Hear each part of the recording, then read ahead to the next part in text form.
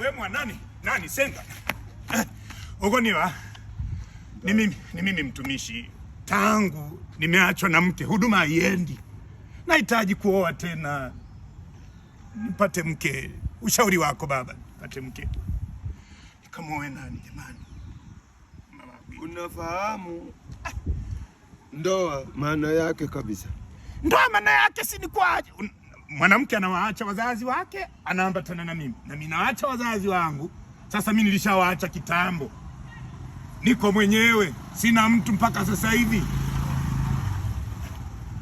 Wewe ulipoteleza, ulikiuka utaratibu wa Mungu. Mungu alikuagiza wewe umpende mke wako. Wewe nilimpenda, alikuwa ananinyima mpaka unyumba. Wewe sikiliza. Usiongee kama umemeza salio. Nisikilize. Wewe itakiwa umpende mke wako na mke wako akupende, akuheshimu na kukutii. Nyinyi mkaenda kupendana.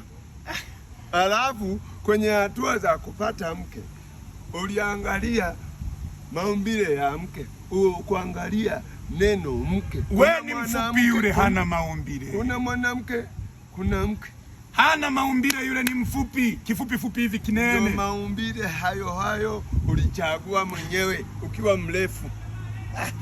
Wakati warefu wenzako wapo.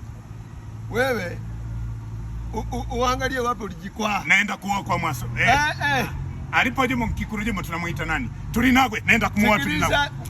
Naenda kutongoza Tulinagwe. Wewe mwana. Wewe